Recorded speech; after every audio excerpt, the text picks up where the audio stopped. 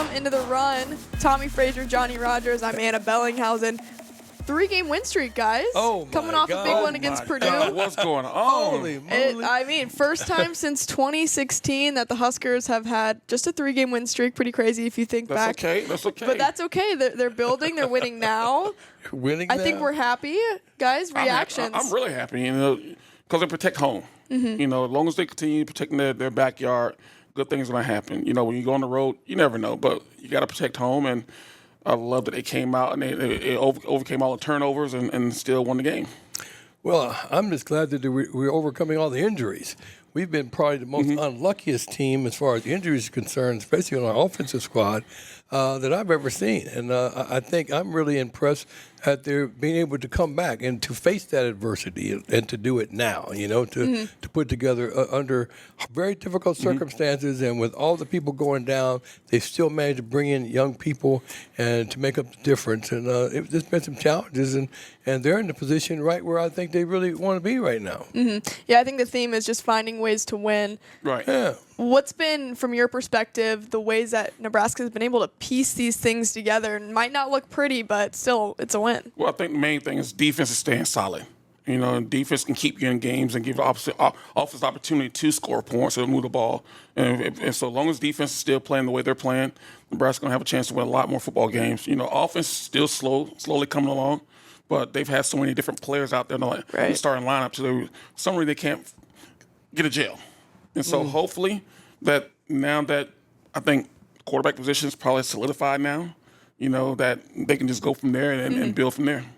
Well, I just think that other teams have just made more mistakes than we have. I think the team that we have right now is probably going to be the worst team that we will have in history moving forward. I think we will get better all the time. From this point on, we can't get anything but better.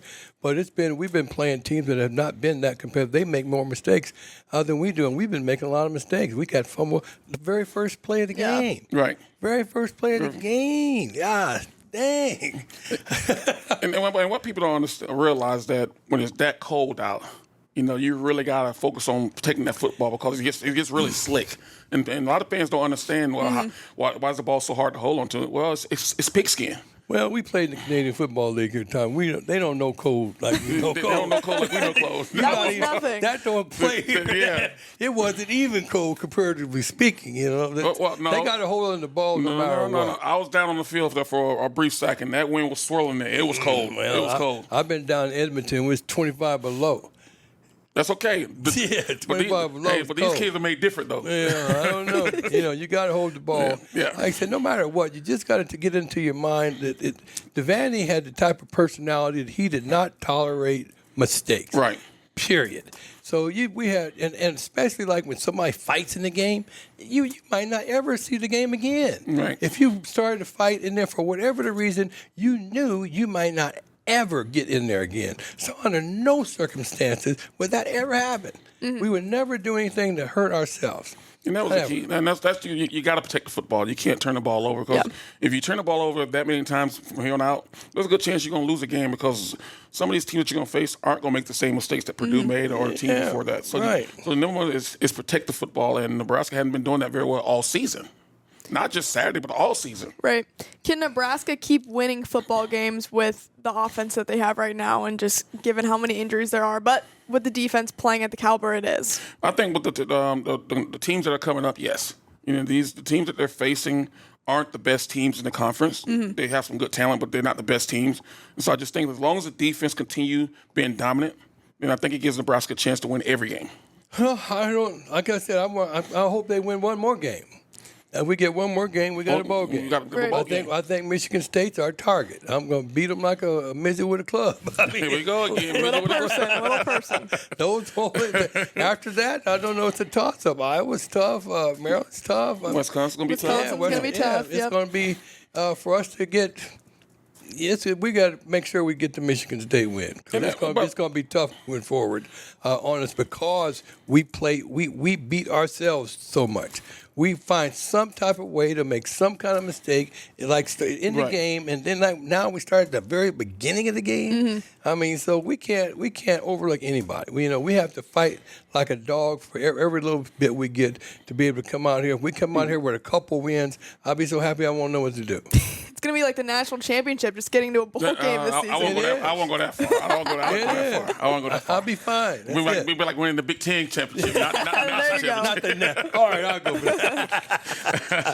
Tear the field goal post down at Memorial. But that's the thing about it, though. Believe it or not, Nebraska still has a chance to make it to the Big Ten championship. Yep. If they went out and Minnesota lose one game, Nebraska goes.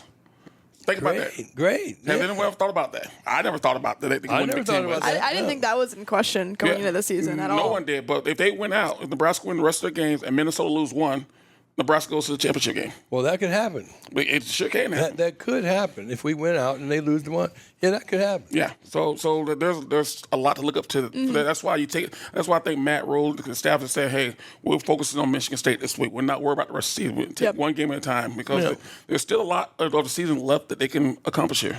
I think what's interesting is that when you look back at like the past 2 seasons, Nebraska was either playing pretty well but still losing those close losses, or they're finding ways to beat themselves, but they still lost at the end. Nebraska's beating themselves in some ways of the game with the turnovers, and they're finding ways to win. I think that's really interesting, but you still hear fans saying, oh, that's an ugly win. They're just not satisfied all the time with how the team wins. Right. But I think you just forget all those close losses. I think those had to hurt way more than having an ugly win. That's what, you're going to never satisfy fans unless you win the national championship around here. We just know that from our days. You can win 9, 10, 11 games, and you lose 1 or 2 games, it's a bad season. But I think right now, a win is a win. Take it. Because I remember the last 6, 7, 8, 9, 10 years, we weren't winning. No. So be happy with the wins right now, especially on the first-year head coach. Yeah. Well, they're telling the truth. There are ugly wins. They're wins we shouldn't really be winning. We're very fortunate. We fumble all the time and recover our fumbles. How does that happen? Right. I mean, They've gotten pretty lucky on some of those. Right. Well, like I said, that's what they're talking about ugly, that we really should not have been as lucky as we have, but we shouldn't have been as unlucky as we've been too. So it kind of evens itself out. But we are going in the right direction, and we're in a great place at a great time right now. And so it's really, our destiny is in our hands. Tommie, you were down at the game. Do you think the players, just based on their body language, believe in this program and are totally bought in at this point? I think majority of the players are bought in. Of course, you might have 2 or 3 or a handful of guys who haven't because they're not playing. But I just think, see how they're playing hard all the time.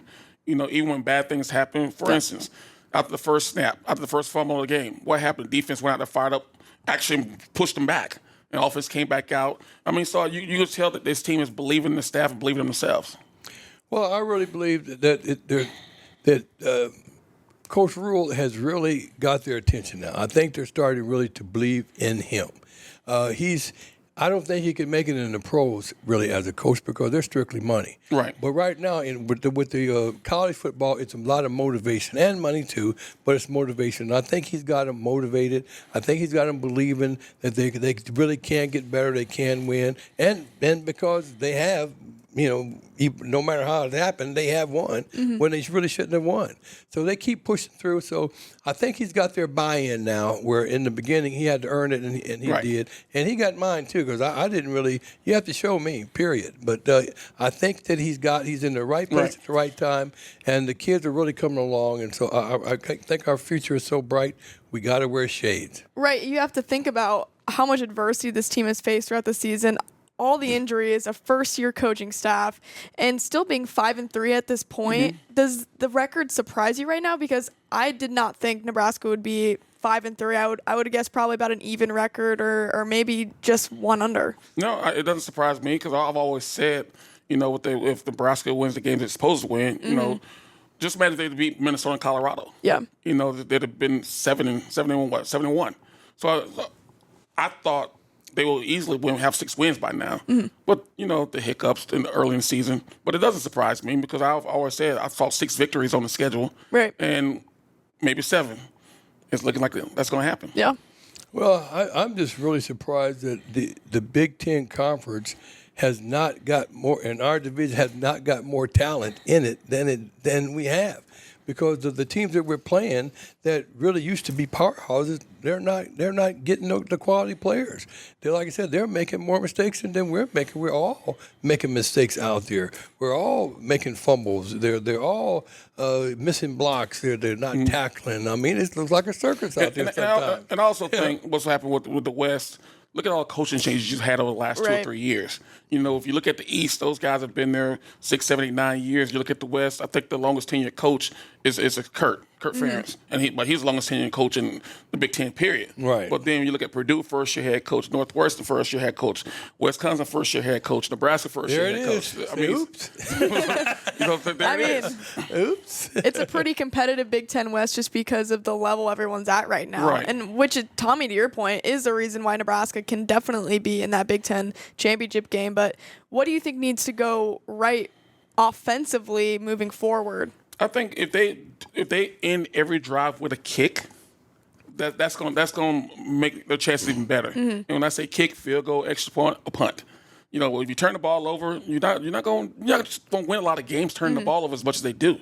They've been fortunate that where defense has and the talent, the teams that they play hadn't been like the Wisconsin, Ohio State. They could take advantage of the turnovers. But I just think if they end every drive with a kick, you know, this will give them a better chance of winning the football game.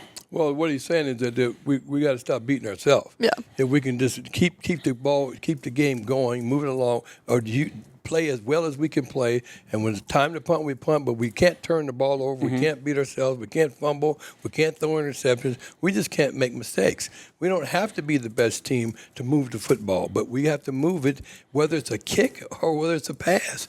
But we can't just get caught back here and give them bad field, good field position, bad for us and good for them, all off our deal. You know? That's just horrible because we're helping. You can't help another team beat you. Let's talk a little bit more offense. Heinrich Harburg, again, not the prettiest victory whatsoever from the offensive standpoint, but still helping your team win when you can. And yes, there's the turnovers, and you put Jeff Sims in for a series, and you see that fumble, and it's just kind of heartbreaking, right? Because you want to be able to have both of those quarterbacks in, but it feels like the decision has to be in Heinrich, and it has to be him moving forward. Yeah, I agree with that. You know, you can't. When you get your opportunity, you're known for turning the ball over, and then you turn the ball over, and they pick it up and score a touchdown. That's horrible. You right there. It's like, wait a minute, whoa, this game's not over with yet. Yeah. You know, so I think, and plus, he hadn't played much. I'm not using that as an excuse, but he's been known to turn the ball over, and that's been his biggest downfall all year is turning the ball over. And when you turn the ball over your first time back in the game, you won't be. You won't be playing. You won't be playing, especially if Matt Rule truly means what he says, that if you turn the ball over, you're not going to play. You know, so I just think that Heinrich is the guy. He's been playing more. He's managing the game. He's not trying to do too much. He's doing what they ask him to do is manage the game, because with the defense that Nebraska has right now, you know, offense doesn't need to be perfect. Just don't put the defense in bad situations. Well, we need to have. We got to find another way to use him. He's a great athlete. But when you're talking about fumbling, though, where could you put you that you don't? Yeah. Other than defense, Right. Maybe it could be a defensive end or something. Because I hate not using him, but everybody we're thinking about Chubba. We got to have two quarterbacks. So we got to have somebody we can go to, and so I think now they're looking more at Chubba because he just got to the point where we just can't take that chance down the road here right now, because we can't be an accident. You know, be right position to win and go to the next level, and all of a sudden we get a fumble and it costs us where we don't recover it. Well, just from your guys' perspective, what did you think of Heinrich in his play? Has it been progressing, or do you think it's pretty stagnant? I think it's pretty stagnant. I think what they're doing is just enough for what he can handle. You know, because he's still young. He's only started 5 games. So he's still relatively young as a college football player. So you give him what he can handle. And I think that's what they're doing. I think there's more to the offense that they have available, but he probably hasn't grasped it yet. Yeah. So I think you just give him what he can handle, and also you got to give him what the team can handle. Because right now the offensive line it's not very good. They can't handle it. They can't handle it. They can't handle it. And so they're doing a lot of the base stuff, the fundamental stuff, and of course, I think Nebraska take a chance and then hit the big plays. I think that helps a lot too, the down the field passing game. But you got to give. I think they're giving him what he can handle and what the offense can handle. Yeah, our offensive line is not that. We don't have that good a team. Period, especially offense. And the only reason why our defense looks so good is because other teams are so bad. So we really don't have, in my estimation, a really good team. But we have some fighters. They're fighting. And there's some talent out there, too. They're fighting, and they're coming through, and they're learning. And because you're winning at it when you're not really supposed to, they're going to get to the next level and win the game they're supposed to. Right. Yeah. And that's where we need to get them to. I'm excited just to see next season and what this team could potentially look like if they're still stringing together wins with all the injuries, Right. being freshmen and sophomores. I do want to touch on the option game with Heinrich because he's kind of gotten some heat for that, not pitching the ball. Tommie, just from a quarterback perspective. He's not comfortable. He's not comfortable doing it. Yeah. The option is one of those plays that you have to rep it in practice. You can't run it 3 or 4 times in practice and think you're going to perfect it in the game. And because it's all about time, and everything has to mesh at the same time. And I get why they're trying to do it. But if it's going to be a big part of your game, you truly have to rep it a lot in practice. Mm-hmm. Well, he got them 80-yard runs. He don't want to pitch it. I can do it. Yeah. I can do it again. And it's, like I said, it's safer to go and keep the ball. When it's in doubt, just keep the goddamn ball and run with it. And so he's an option quarterback who loves to run and big guy who's powerful and fast. So I'm comfortable with him keeping it, and he can take a hit. I just got to make sure that Chubba's back there waiting or somebody's waiting, right? Because you are taking a chance when you take that many hits. Why isn't he throwing the ball away though? Why is he taking those hits? You got to ask him that. It's one we can say throw it away, but you don't know what he's saying in his mind out there. And it's either for us to say in the stance, say throw it away, right? But I'll challenge anyone. You get yourself in a game situation, and you have to make a split second decision. You might make the same decision that he's making. Mm-hmm. So I never question why a guy didn't throw it away because I don't know what he's thinking. I don't know what he's saying out there. Yeah. Well, you're a betting guy. You always bet on yourself. Just keep it, and that's the best option you have at the time.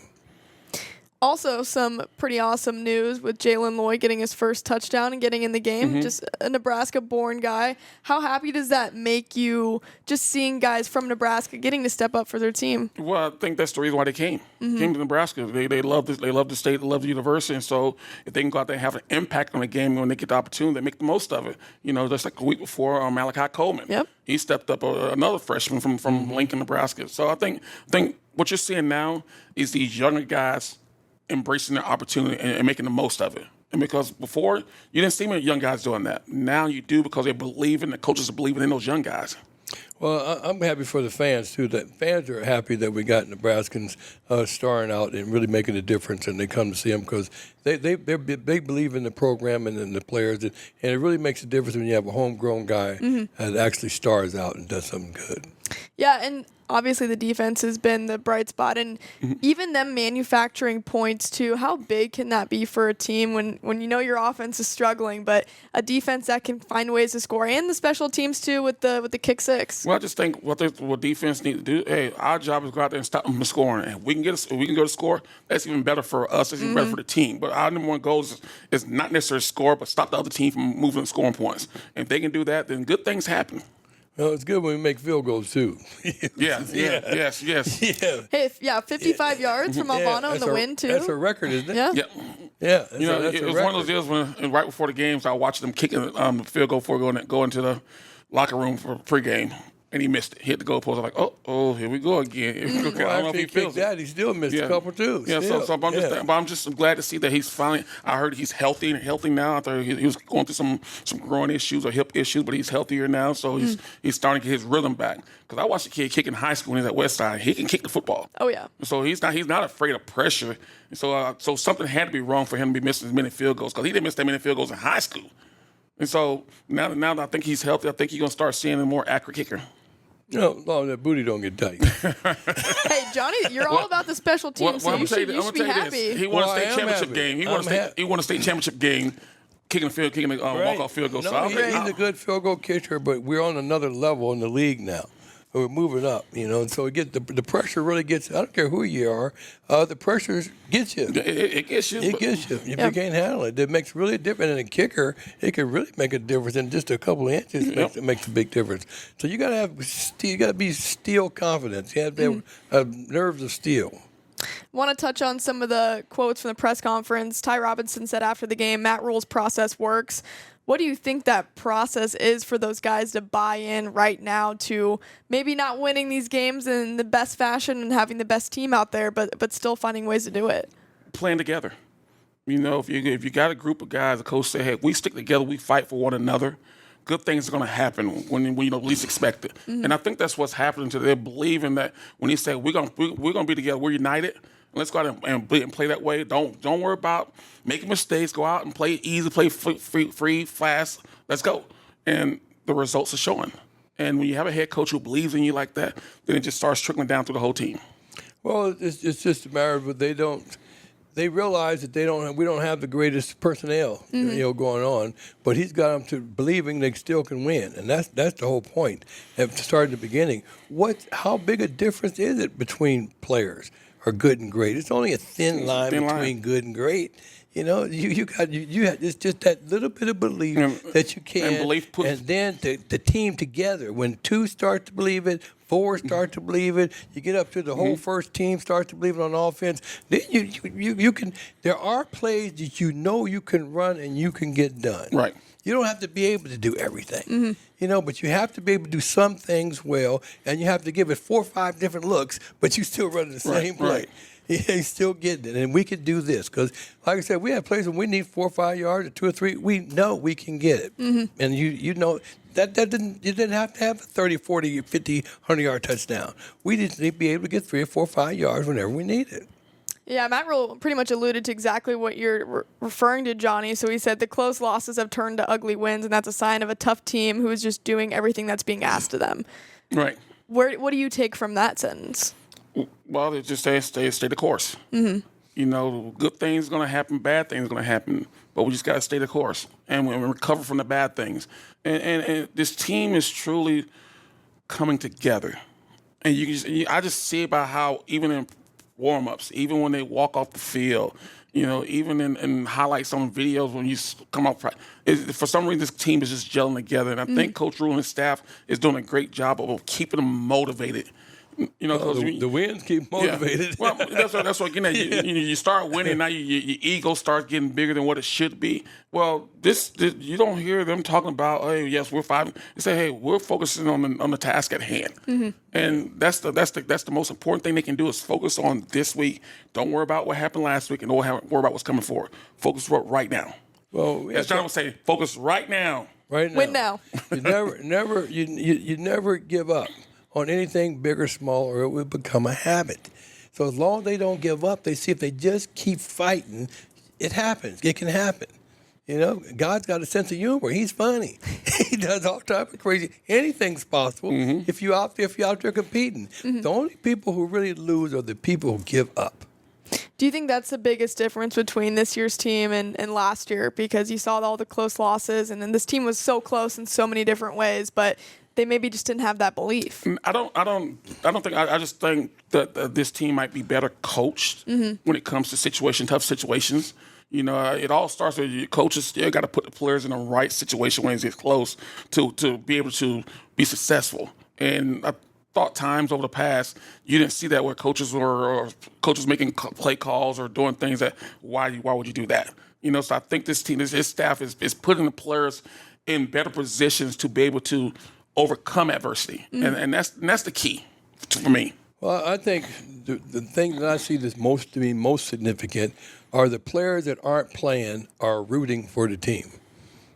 We got players. That's the difference in the whole psychology is everybody's on the same page. Even the guys that aren't getting to play, they're over there rooting too. And that makes a big difference because you don't have people begrudged. You have people that are rooting on your side and for you and waiting for their opportunity. And so when they get an opportunity with that frame of mind, it really you come in to make a difference. and you waited your turn. And they have the right attitude now. He's got their minds going in the right direction as a unit. And when you got everybody on the stand, ain't nobody sitting down over there. They got guys standing up. Everybody standing up, rooting for the team. Focus on what's happening in the game. Yeah, they own it. They in it. They're cheering. They're doing everything they need to do. They're cheerleaders or participants, but they're all involved. Well, we got to talk about the win now thing because Deion's 4-4. And I know we talked about that earlier in the season of do you want to win now or do you want that process? Where do you has your mind changed on Deion and what he's doing in Colorado just based on how his season's gone? My mind hasn't changed because what he probably didn't realize was that the Pac-10 has a lot of good football teams. Yeah. And when I say a lot of good football teams, like 7 or 8 football teams that probably going to be ranked at some point this year, and him bringing in 88 new guys, and it's not clicking the way he wanted. Everyone got so hyped because of the first couple wins that he got, and he was barking. Now he's starting to see there's just as good of football coaches out there than you are. These teams have better players than you have, and now he's been more humble, and you can just tell by the way he talked about his offensive line. If I'm not mistaken, he brought all those guys there, right? He brought every one of them. He brought those guys there, so don't complain about, he always say, I'm bringing my luggage. Well, don't complain about the luggage you brought because you one brought the luggage with you. Now, can they get better over years? It'll take some recruiting and stay, and him being being consistent. And I think that he'll do well, but he just, his way, probably how he felt was doing, but now that he's starting to see that, wait a minute, this is a little bit tougher than I thought it was going to be. Well, the division is a little bit tougher. Yeah, they got tougher games. You got teams that are really a lot better than the ones that we're playing. We're getting lucky. We've been lucky, and we're fighting. Those guys came in, and they're not as lucky, and they don't have nearly as much talent, going in. But they did bring in the guys. He did make a good statement, got off to a good start, and he's still in position to get himself to a bowl game as well. Yeah, I think it'll be interesting to see just how those two run its course between Nebraska and Colorado. I mean, kind of polar opposites, and where those directions are with this coaching staff. So wanted to see where luckier they are. Yeah. Yeah, I think if you put Nebraska and Colorado's schedule, that'd be maybe a little bit of different scenario. I don't know. I don't know though. You don't know, yeah. Because you still got to play the game. You still got to play the game, and I truly feel that everyone saw the success Deion was having earlier, said we should have done that. Yeah. And I kept saying, no, we got to build a foundation. I think you've seen that foundation being built. Now let's start putting pieces up. Yeah, we're awful lucky though, Tommy. We got lucky. Johnny, luck is part of it though. Luck is part of the game too. I never count on it. You have to make your own luck. Yeah. But we got lucky. We've been very, very lucky, very fortunate, and like I said, we do. Deion's style of coaching is a lot different than Rule's style of coaching. Right, yeah. What he's teaching them up there is that to do it now, and Rule is teaching them that we ought to do it now here too. But you have to believe it as a unit. He brought a lot of individual players in rather than to build the unit. And so they still have to learn to play together. But I'm not counting them out there up there yet because I think they have some great skill players. Young, great skill players, so that's an advantage there. But if they don't shore up their offensive line, they might not win any more games. Because I'm telling you. Yeah, it's always up front that counts. That's what I say. Offense, defensive lines, they got Preach it. You got to have them up front. Well, guys, Nebraska 5-3. We'll preview that Michigan State game coming up Thursday. Hurrdat Sports Bar at 6 p.m. We'd love to see you out there. Come hang out, ask some questions. We got some burning questions usually from the crowd. It's fun. They come in to ask questions. Yes, they come ask questions. Have a drink. Have a drink, have some food, and ask questions. Absolutely. Well, guys, thank you so much for the time today, and we'll see you on Thursday. All right. Every day's game day, y'all.